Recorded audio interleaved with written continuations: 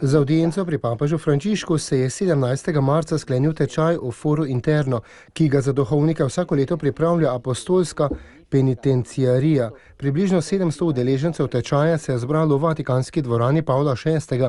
In prisluhnilo papežu, ki jim je govoril o dobrem spovedniku. Kot je dejal, tečaj o Foru Interno prispeva k formaciji dobrih spovednikov in je zato koristen in potreben v naših dneh. Seveda pa dober spovednik ne postane samo z enim tečajem, ampak gre za dolgo šolo, ki traja vse življenje. Sveti oče je dejal, da je dober spovednik predvsem pravi prijatelj Jezusa, dobrega pastirja.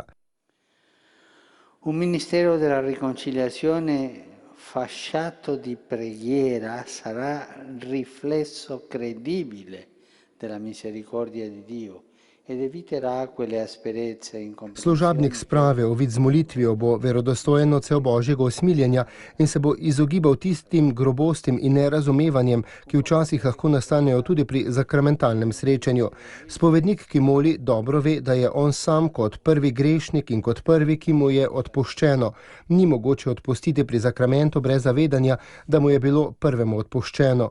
Molitev je torej prvo zagotovilo, da se izogne drži ostrine, ki nekoristno sodi grešnika in ne greha, je poudaril papež Frančišek in nadaljeval, da je v molitvi treba prositi za dar ranjenega srca, ki je zmožno razumeti rane drugih in jih oskrbeti z oljem usmiljenja, s tistim, ki ga je dobri Samarijan zlil na rane tistega nesrečneža, ki se ga nihče ni hotel usmiliti.